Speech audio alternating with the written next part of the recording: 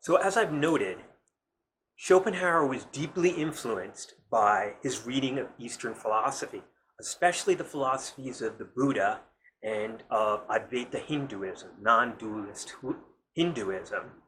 And so what we want to do in these next few segments is introduce you to the teachings of the Buddha, because like Schopenhauer, it has this very sophisticated view of life. And the sophisticated view is one which says that life is not good, and that the main strategy that you should orient yourself toward and practice is the strategy of alleviating or escaping the basic impulses that give us life. So the Buddha was originally, that's not his name, that's actually a title, and it means enlightened one in Sanskrit. His original name was Siddhartha Gautama, and Siddhartha was the son of a king of a northern kingdom in the subcontinent of India, which is around the area of modern Nepal.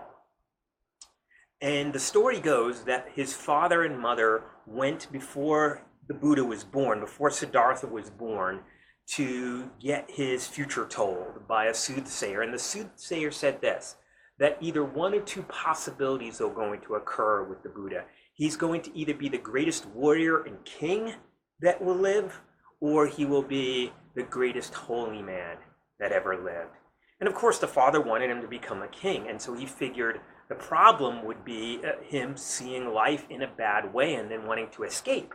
So he set up this palace and the city so that as Siddhartha grew up, he never experienced any suffering. And when he grew old enough, he married the most beautiful woman in the land, and he had a son. And everything went really well so that he never experienced the least amount of unhappiness. That's what the story says anyway. So one day, though, he escapes from the palace. He's wondering what's out there. And at the age of 29, he escapes. And there what we have is his experience of what Buddhism calls the four sights. What are these four sights? Things that he never experienced in the palace. He was always surrounded by beautiful and young people. His first encounter is with an old man, and thus he sees that beauty fades and that health goes away, and that eventually you become this decrepit and suffering being. Well, he not only sees that, he sees someone who is sick and suffering through a dreadful disease. That's the second sight. And then finally, he sees a corpse. He sees the fate of all human beings, that we're going to lose everything through our death. But then the fourth sight is what spurs him to leave the palace. He sees a holy man, a sadhu. This sadhu is strange because in the midst of all this suffering that the Buddha experiences, this person is happy. And so the Buddha wants to know his secret. And thus he abandons his wife, his family, his child, Rahula, who, by the way, that's the first name of the author of the book that we're reading, and goes off in search of enlightenment, and eventually receives enlightenment under a tree in a deer park near the Benares River, called the Bodhi tree, or the tree of enlightenment. So what was his enlightenment? It can be summed up throughout every branch of Buddhist philosophy as the Four Noble Truths.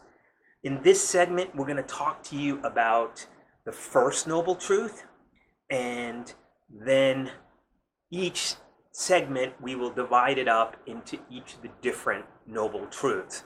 So what is the first noble truth? It's the foundational one, and that is it's a realization of the structure of life and existence. And this is going to sound a lot like Schopenhauer, and that is that existence is dukkha.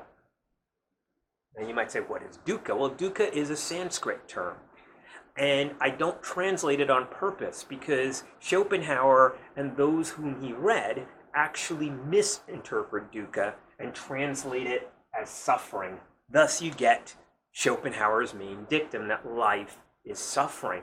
But dukkha is a lot more sophisticated than that. It, strictly speaking, doesn't mean pain or suffering at all, though normally when it's used in non-philosophical discourse, it does have that meaning mainly.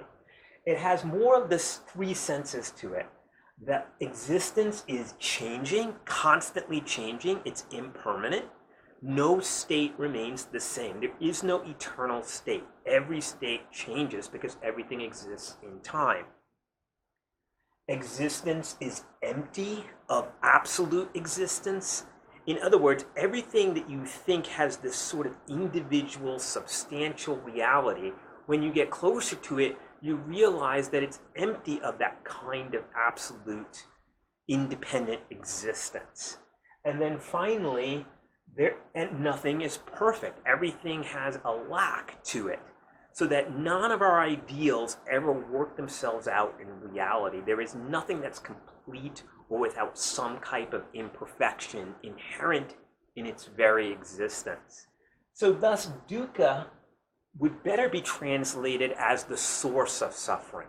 Because what the Buddha realizes is if life is constantly changing and empty and imperfect, then this will inevitably lead to suffering and great suffering.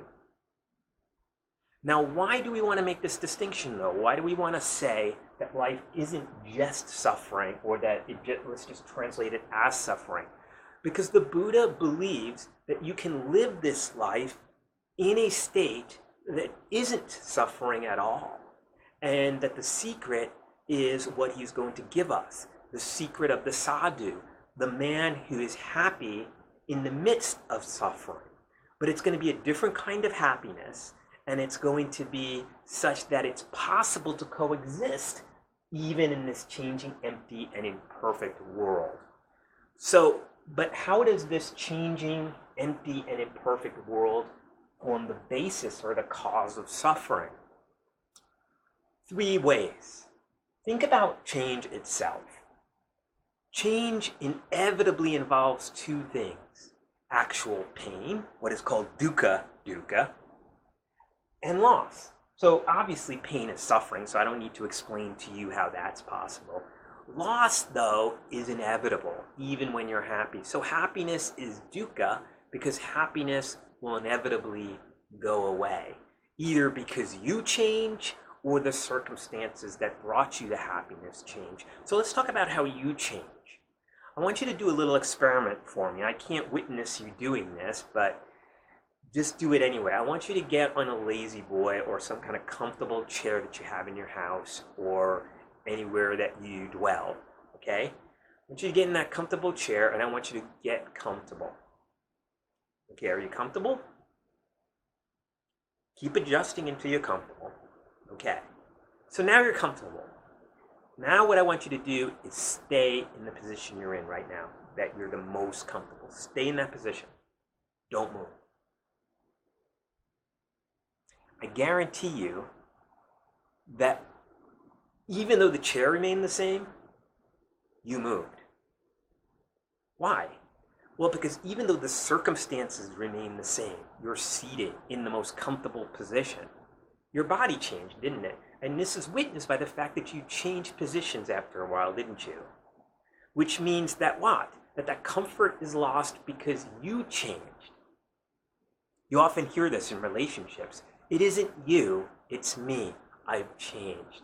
And therefore, what makes you happy in the past, in the previous state of yourself, now no longer makes you happy. And therefore, you lose that happiness. You lose that pleasure and that comfort. And loss is suffering, isn't it?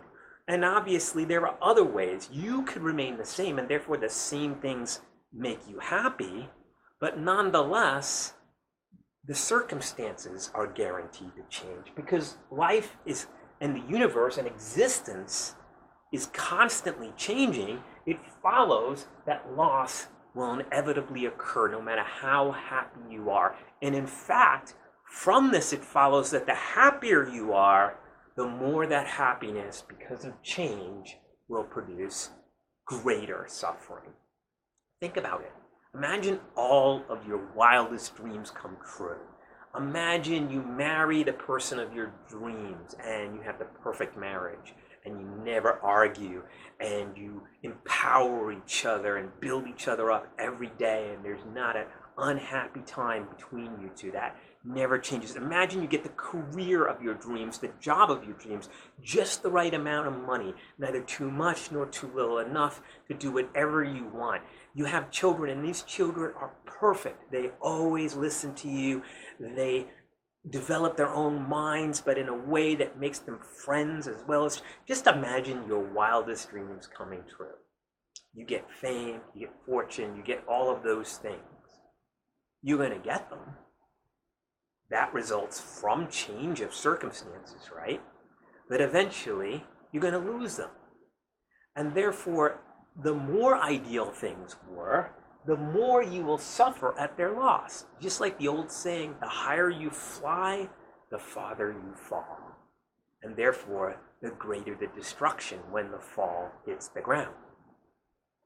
So therefore, life, you're either going to be happy and suffer because everything changes, and therefore you will lose that happiness. Either you will change, or the things that made you happy changed, or you will actually suffer.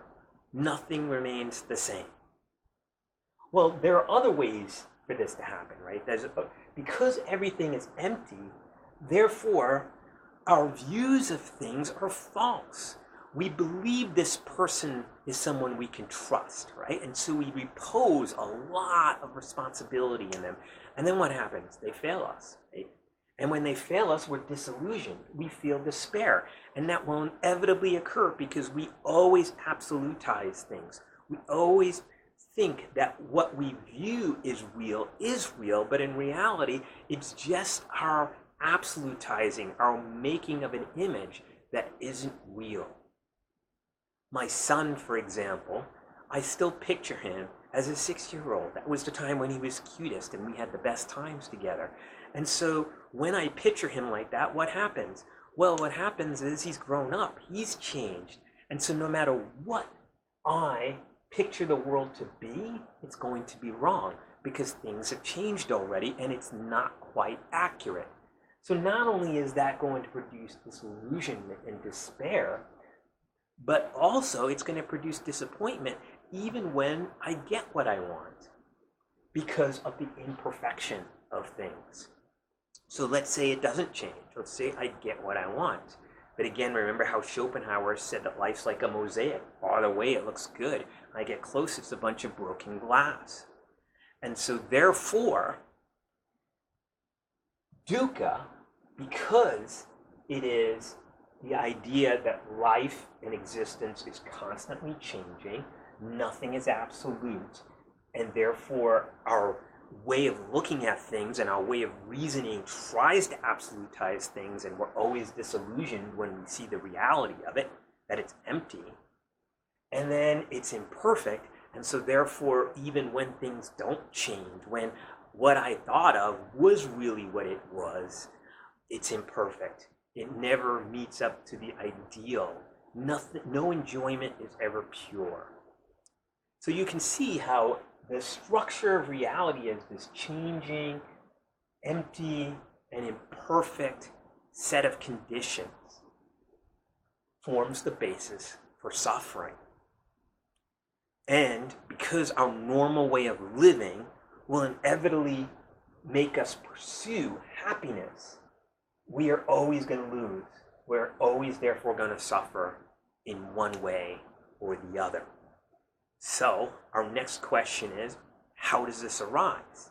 The Buddha sees himself as a doctor, and the doctor has to first diagnose the illness, then understand and diagnose the cause of that illness, understand how the illness arises, and that's the second noble truth.